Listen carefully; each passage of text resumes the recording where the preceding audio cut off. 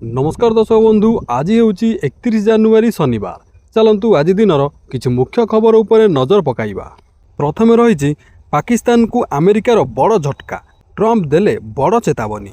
पाकिस्तान सुरक्षा व्यवस्था विपर्यस्त हो पड़ा दर्शाई अमेरिका राष्ट्रपति डोनाल्ड ट्रंप निज नागरिक मानू सेठाकू यात्रा न करने को कड़ा चेतावनी देइछन्ति।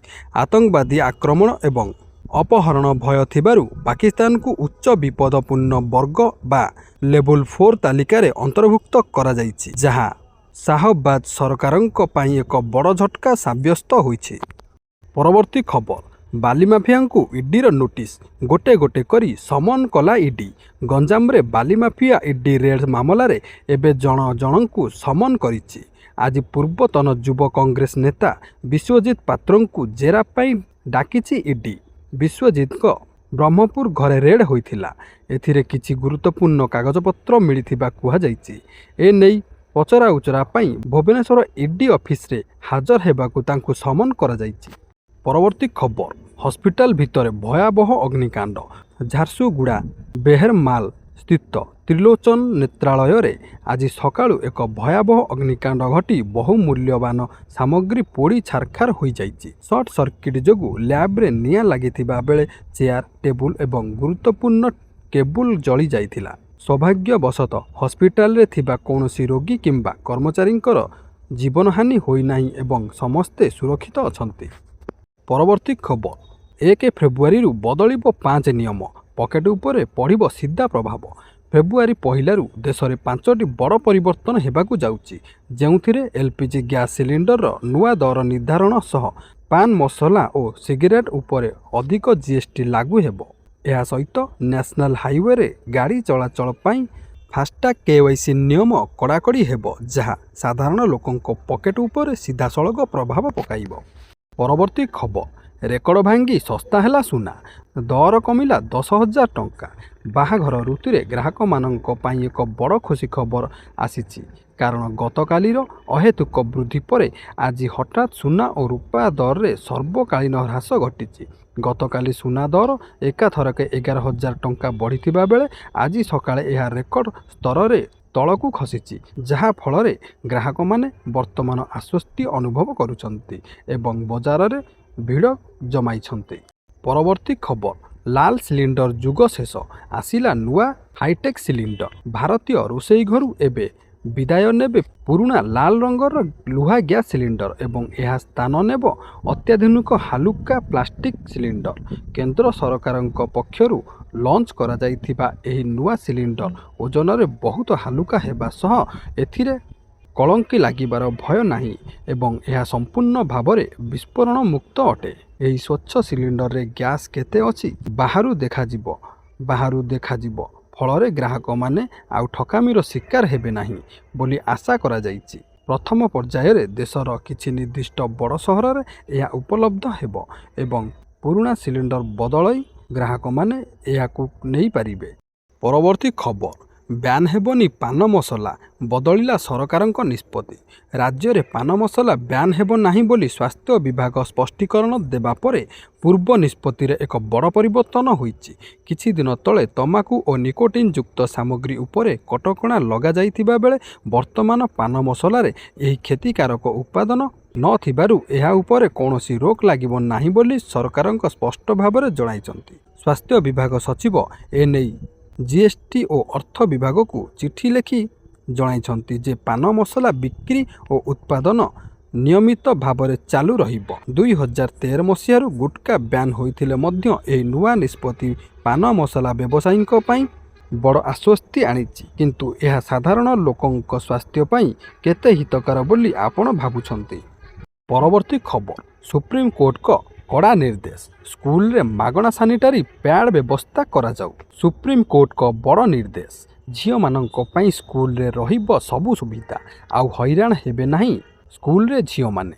एनै शुक्रवार सुप्रीम कोर्ट बड़ घोषणा करिसंती। स्कूल रे झियो मानक पई अलगा शौचालय तैयारी करिबाकू केंद्र शासित अंचल और समस्त राज्य सरकार को निर्देश देइछंती सर्वोच्च अदालत। 3 मास मध्यरे यह पालन करिबाकू कोर्ट निर्देश देइछंती। एथिसह स्कूल रे झियो मानक पई अलगा शौचालय एवं ସାନିଟାରୀ ପ୍ୟାଡ୍ ସମ୍ପର୍କରେ ଏକ ଗୁରୁତ୍ୱପୂର୍ଣ୍ଣ ରାୟ ଶୁଣାଇଛନ୍ତି। ପରବର୍ତ୍ତୀ ଖବର, ବଜେଟ୍ 2026 13 ଲକ୍ଷ ପର୍ଯ୍ୟନ୍ତ ହୋଇପାରେ ଟ୍ୟାକ୍ସ ଫ୍ରି। କେନ୍ଦ୍ର ଅର୍ଥମନ୍ତ୍ରୀ ନିର୍ମଳା ସୀତାରମଣ ଫେବୃଆରୀ 1 ତାରିଖରେ କେନ୍ଦ୍ର ବଜେଟ୍ 2026 ଉପସ୍ଥାପନା କରିବେ। ସଂସଦରେ ନବମ ଥର ଲାଗି ନିର୍ମଳା ବଜେଟ୍ ଉପସ୍ଥାପନା କରିବାକୁ ଯାଉଛନ୍ତି। ନିର୍ମଳାଙ୍କ ପେଡ଼ି ଉପରେ ପୁରା ଦେଶବାସୀଙ୍କ ନଜର ରହିଛି। ଆର୍ଥିକ ବର୍ଷ 2026-27 ପାଇଁ ଆଗତ ଏହି ବଜେଟ୍ ଉପରେ ମଧ୍ୟବିତ୍ତଙ୍କ ଉପରେ ବିଶେଷ ଫୋକସ୍ କରାଯାଇପାରେ ବୋଲି ଆଶା କରାଯାଉଛି। ଶିକ୍ଷାଠାରୁ ସ୍ୱାସ୍ଥ୍ୟ କ୍ଷେତ୍ର ପର୍ଯ୍ୟନ୍ତ ବଡ଼ ଆଶା ରହିଛି। ଅର୍ଥମନ୍ତ୍ରୀ ନିର୍ମଳା ସୀତାରମଣ ବଜେଟ୍ରେ 5 ବର୍ଷ ଘୋଷଣା କରିବେ ବୋଲି ମଧ୍ୟ ଆଶା କରାଯାଉଛି। ପରବର୍ତ୍ତୀ ଖବର, ବିଧାୟକଙ୍କ ଦରମା ଭତ୍ତା ପ୍ରସଙ୍ଗ ଚଳିତ ଅଧିବେଶନରେ ହୋଇପାରେ ବିଚାର। କମିପାରେ ବିଧାୟକଙ୍କ ଦରମା, ଏନେଇ ଚାଲିଛି ଆଲୋଚନା। ତେବେ ଦରମା ବୃଦ୍ଧି ହେବ କି କମିବ ସେ କଥା ସରକାର ନିଷ୍ପତ୍ତି ନେବେ। ପୂର୍ବରୁ ପାସ୍ ହୋଇଥିଲା କିନ୍ତୁ ପରେ ବନ୍ଦ ହେଲା। ଆଗକୁ ଜଣାପଡ଼ିବ ସରକାର କ'ଣ କରିବେ ବୋଲି କହିଛନ୍ତି ଭାସ୍କର ମଡ଼େଇ। ପୁଣି ଉଠିଲା ବିଧାୟକ ଓ ପୂର୍ବତନ ବିଧାୟକଙ୍କ ଦରମା ଭତ୍ତା କଥା। ଚଳିତ ଅଧିବେଶନରେ ପୁଣି ବିଚାର ହୋଇପାରେ ବିଧାୟକଙ୍କ ଦରମା। ଏନେଇ ସୂଚନା ଦେଲେ କମିଟି ଅଧ୍ୟକ୍ଷ ଭାସ୍କର ମଡ଼େଇ। ଏନେଇ ମୁଖ୍ୟମନ୍ତ୍ରୀଙ୍କୁ ଚିଠି ଲେଖିଛନ୍ତି। ଚଳିତ ବଜେଟ୍ ଅଧିବେଶନରେ ଆସିପାରେ ସଂଶୋଧନ ବିଲ୍, ଯାହା ଉପରେ ସମସ୍ତଙ୍କ ନଜର ରହିଛି। ପରବର୍ତ୍ତୀ ଖବର, କିଛି ସମୟରେ ପ୍ଲେନ୍ ହୋଇଯିବ ହାଇଜାକ୍। ଅହମ୍ମଦାବାଦରେ ଇଣ୍ଡିଗୋର ଏମର୍ଜେନ୍ସି ଲ୍ୟାଣ୍ଡିଂ। ପୁଣି ବିମାନକୁ ନେଇ ବଡ଼ ଅପଡେଟ୍। ବିମାନକୁ ହାଇଜାକ୍ କରି ଉଡ଼ାଇ ଦେବା ଧମକ। କୁଏତରୁ ଦିଲ୍ଲୀ ଯାଉଥିବା ଏକ ଇଣ୍ଡିଗୋ ବିମାନରେ ବୋମା ଧମକ ମିଳିଛି, ଯାହାଫଳରେ ଆତଙ୍କ ସୃଷ୍ଟି ହୋଇଛି। ଟିସ୍ୟୁ ପେପରରେ ଲେଖାଯାଇଥିବା ଏକ ନୋଟ୍ରେ ଏହି ଧମକ ଦିଆଯାଇଥିଲା, ଯେଉଁଥିରେ ବିମାନକୁ ଅପହରଣ କରି ବିସ୍ଫୋରଣ କରିବାକୁ ଧମକ ଦିଆଯାଇଥିଲା। ଏହି ସୂଚନା ପାଇବା ପରେ ବିମାନକୁ ତୁରନ୍ତ ଅହମ୍ମଦାବାଦକୁ ସ୍ଥାନାନ୍ତରିତ କରାଯାଇଥିଲା ଏବଂ ଜରୁରୀକାଳୀନ ଅବତରଣ କରାଯାଇଥିଲା। ଘଟଣା ପରେ ବିମାନର ସମ୍ପୂର୍ଣ୍ଣ ତଲାସ ଆରମ୍ଭ କରାଯାଇଥିଲା ଏବଂ ସମସ୍ତ 180 ଜଣ ଯାତ୍ରୀ ଏବଂ ସେମାନଙ୍କ ଲଗେଜକୁ ସମ୍ପୂର୍ଣ୍ଣ ଯାଞ୍ଚ କରାଯାଇଥିଲା। ପରବର୍ତ୍ତୀ ଖବର, ପୁଣି କୋର୍ଟରେ ମୁହାଁମୁହିଁ ହେଲେ ବର୍ଷା ଅନୁଭବ। ଯୌତୁକ ନିର୍ଯାତନା ମାମଲା ଚାଲିବ। ବର୍ଷା ଅନୁଭବ ବିବାଦ ମାମଲା। ଅନୁଭବଙ୍କୁ ଝଟକା। ଅନୁଭବଙ୍କ ଆବେଦନ ଖାରଜ କଲେ ହାଇକୋର୍ଟ। ଅନୁଭବଙ୍କ ବିରୋଧରେ ଚାଲିବ ଯୌତୁକ ନିର୍ଯାତନା ମାମଲା। ନିମ୍ନ ଅଦାଲତଙ୍କ ଚାର୍ଜ ଫ୍ରେମ୍କୁ କାଏମ ରଖିଲେ ହାଇକୋର୍ଟ। ଅନୁଭବ ଓ ସହଯୋଗୀ ଖଗେଶ୍ୱରଙ୍କ ବିରୁଦ୍ଧରେ ହେବ ବିଚାର। ପୁରୀଘାଟ ଥାନାରେ ବର୍ଷା ଦାୟର କରିଥିଲେ ଯୌତୁକ ଜନିତ ନିର୍ଯାତନା ମାମଲା। ଆଉ ଯାହାପରେ ଅଭିନେତା ଅନୁଭବ ମହାନ୍ତିଙ୍କ ପାଇଁ ବଢ଼ିଲା ଅଡ଼ୁଆ। ଅନୁଭବଙ୍କ ଆବେଦନ ହାଇକୋର୍ଟରେ ଖାରଜ ହୋଇଛି। ଏହା ସହ ଅନୁଭବଙ୍କ ବିରୁଦ୍ଧରେ ଚାଲିବ ମାମଲା। ପରବର୍ତ୍ତୀ ଖବର, ଫାଷ୍ଟଟ୍ୟାଗ୍ ବ୍ୟବସ୍ଥାରେ ହୋଇଥିବା ତ୍ରୁଟିର ବଡ଼ ଖୁଲାସା ହୋଇଛି।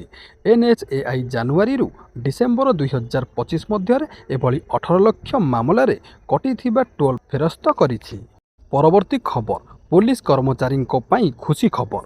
ଜନ୍ମଦିନ ଓ ବିବାହ ବାର୍ଷିକରେ ମିଳିବ ଛୁଟି। ଅନେକ ସମୟରେ ଚାକିରି କରିଥିବା ବ୍ୟକ୍ତିମାନେ ନିଜର ସ୍ୱତନ୍ତ୍ର ଦିବସରେ ଛୁଟି ନେଇପାରନ୍ତି ନାହିଁ। ପରିବାର ସହ ସମୟ ବିତାଇବାକୁ ଚାହୁଁଥିଲେ ସୁଦ୍ଧା ବୃତ୍ତିଗତ ଜୀବନ ସେଥିପାଇଁ ଅନୁମତି ଦେଇନଥାଏ। ବେଳେବେଳେ ଏମିତି ହୁଏ ଯେ ନିଜର ସ୍ୱତନ୍ତ୍ର ଦିବସରେ ଛୁଟି ନେବା ପାଇଁ ଅନ୍ୟ କୌଣସି ଜରୁରୀ ଦିନରେ ମଧ୍ୟ ଛୁଟି ବାତିଲ କରିବାକୁ ପଡ଼େ। ହେଲେ ଏବେ ଆଉ ସେପରି ହେବ ନାହିଁ।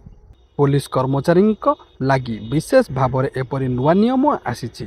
ଏଣିକି ଜନ୍ମଦିନ ଓ ବିବାହ ବାର୍ଷିକରେ କର୍ଣ୍ଣାଟକ ପୋଲିସ କର୍ମଚାରୀମାନେ ସ୍ୱତନ୍ତ୍ର ଛୁଟି ପାଇଁ ଆବେଦନ କରିପାରିବେ। ପରବର୍ତ୍ତୀ ଖବର, କୋଟିଆରେ ଆନ୍ଧ୍ରକୁ ଜୋରଦାର ବିରୋଧ। ଆନ୍ଧ୍ରକୁ ଛାଡ଼ୁନି କୋଟିଆ ଲୋଭ। ପୁଣି କୋଟିଆରେ ପଶି ଆନ୍ଧ୍ର ସରକାରୀ କର୍ମଚାରୀଙ୍କ ଦାଦାଗିରି। କୋଟିଆ ସେମ୍ବି ଗାଁର ଆନ୍ଧ୍ର ପ୍ରଶାସନର ଏକ ଟିମ୍ ରାସନ ଓ ଆଧାର କାର୍ଡ ସର୍ଭେ କରିବା ବେଳେ ଜୋରଦାର ବିରୋଧର ସମ୍ମୁଖୀନ ହୋଇଛି। ଆନ୍ଧ୍ର ସରକାରୀ କର୍ମଚାରୀଙ୍କ ସହ ଗ୍ରାମବାସୀ ମୁହାଁମୁହିଁ ହୋଇଛନ୍ତି। ପରବର୍ତ୍ତୀ ଖବର, ବସ୍ ଟ୍ରକ୍ ଧକ୍କା ଏକାଧିକ ଯବାନ ଆହତ। କେନ୍ଦୁଝର ଚମ୍ପୁଆ ଥାନା ଅନ୍ତର୍ଗତ 520 ନମ୍ବର ଜାତୀୟ ରାଜପଥର ତଡ଼ୁଆ ବାହାଳ ନିକଟରେ ଏକ ଦୁର୍ଘଟଣା ଘଟିଛି। ଦୁର୍ଘଟଣାରେ 28 ଜଣ ଯବାନ ଆହତ ହୋଇଛନ୍ତି। ପରବର୍ତ୍ତୀ ଖବର, ବଡ଼ ଘୋଷଣା। କର୍ମଚାରୀଙ୍କ ବଢ଼ିଲା ଦରମା। ପେନ୍ସନଭୋଗୀ ପାଇବେ 2022ରୁ ଏରିୟର। କେନ୍ଦ୍ର ସରକାରଙ୍କ ବଡ଼ ନିଷ୍ପତ୍ତି। 2,48,502 କୋଟି ଟଙ୍କାର ଏରିୟର ବାଣ୍ଟିବେ ସରକାର। ଏଭଳି ଏକ ବଡ଼ ଉପହାର ଦେବାକୁ କେନ୍ଦ୍ର ସରକାର ସ୍ଥିର କରିସାରିଛନ୍ତି। କେନ୍ଦ୍ର ସରକାରଙ୍କ କର୍ମଚାରୀ ଓ ପେନ୍ସନଭୋଗୀ ଏହାର ଫାଇଦା ପାଇବେ। କେନ୍ଦ୍ର ସରକାରଙ୍କ ପ୍ରାୟ 93,000 କର୍ମଚାରୀ ଓ ପେନ୍ସନଭୋଗୀଙ୍କ ପାଇଁ ଏହା ଏକ ବଡ଼ ଖୁସି ଖବର। ପରବର୍ତ୍ତୀ ଖବର, ଚାଷୀଙ୍କ ପାଇଁ ବଡ଼ ଖୁସି ଖବର। ବଢ଼ିବ ପିଏମ୍ କିଷାନ ଟଙ୍କା। ଦେଶର କୋଟି କୋଟି ଚାଷୀଙ୍କ ପାଇଁ ଏକ ବଡ଼ ଖୁସି ଖବର ଆସିପାରେ, କାରଣ ଆଗାମୀ ବଜେଟ୍ରେ ପିଏମ୍ କିଷାନ ସମ୍ମାନ ନିଧି ରାଶି ବୃଦ୍ଧି ହେବାର ସମ୍ଭାବନା ରହିଛି। ବର୍ତ୍ତମାନ ଚାଷୀମାନଙ୍କୁ ବାର୍ଷିକ 6,000 ଟଙ୍କା ମିଳୁଥିବା ବେଳେ ମୁଦ୍ରାସ୍ଫୀତିକୁ ଦୃଷ୍ଟିରେ ରଖି ଏହାକୁ 9,000 ଟଙ୍କା ପର୍ଯ୍ୟନ୍ତ ବୃଦ୍ଧି କରିବାକୁ ଦାବି ହେଉଛି। ଫେବୃଆରୀ 1 ତାରିଖରେ ଉପସ୍ଥାପିତ ହେବାକୁ ଥିବା ସାଧାରଣ ବଜେଟ୍ ଉପରେ ଏବେ ସମସ୍ତଙ୍କ ନଜର ରହିଛି। 2019 ମସିହାରୁ ଆରମ୍ଭ ହୋଇଥିବା ଏହି ଯୋଜନାରେ କୌଣସି ଅର୍ଥ ବୃଦ୍ଧି କରାଯାଇ ନଥିବାରୁ ଚାଷୀମାନେ ଅସନ୍ତୋଷ ପ୍ରକାଶ କରିଆସୁଥିଲେ। ଯଦି ସରକାର ଏହି ଦାବି ମାନି ନିଅନ୍ତି, ତେବେ ପ୍ରତି କିସ୍ତିର ପରିମାଣ 2,000ରୁ ବଢ଼ି 3,000 ଟଙ୍କା ହୋଇପାରେ, ଯାହା ଚାଷ କାର୍ଯ୍ୟରେ ସହାୟତା ହେବ। ପରବର୍ତ୍ତୀ ଖବର, ପିଏଫ୍ ଆକାଉଣ୍ଟ ଥିଲେ ମିଳିବ 50,000। ଇପିଏଫ୍ ଖାତାଧାରୀଙ୍କ ପାଇଁ ଖୁସି ଖବର। ଏବେ ପିଏଫ୍ ଖାତାରୁ ମିଳିବ 50,000 ଟଙ୍କାର ଅତିରିକ୍ତ ବୋନସ୍। ଇପିଏଫ୍ଓର ଲୟାଲିଟି କମ୍ ଲାଇଫ୍ ବେନିଫିଟ୍ ନିୟମ ଅନୁଯାୟୀ ଯେଉଁ କର୍ମଚାରୀମାନେ ଅତି କମ୍ରେ 20 ବର୍ଷ ପର୍ଯ୍ୟନ୍ତ ନିରନ୍ତର ପିଏଫ୍ କଣ୍ଟ୍ରିବ୍ୟୁସନ୍ କରିଥିବେ, ସେମାନେ ଏହି ଲାଭ ପାଇବେ। ମୌଳିକ ଦରମା 10,000 ଟଙ୍କାରୁ ଅଧିକ ଥିଲେ ସର୍ବାଧିକ 50,000 ଟଙ୍କା ପର୍ଯ୍ୟନ୍ତ ବୋନସ୍ ମିଳିବ। ଏଥିପାଇଁ କୌଣସି ଅଲଗା ଫର୍ମ ପୂରଣ କରିବାକୁ ପଡ଼ିବ ନାହିଁ। ପିଏଫ୍ ଉଠାଇବା ସମୟରେ ଏହା ସ୍ୱୟଂଚାଳିତ ଭାବେ ଆଡ୍ ହୋଇଯିବ। ତେବେ ଚାକିରି ବଦଳାଇଲେ ମଧ୍ୟ ପୁରୁଣା ଆକାଉଣ୍ଟକୁ କଣ୍ଟିନ୍ୟୁ କରିବା ଜରୁରୀ।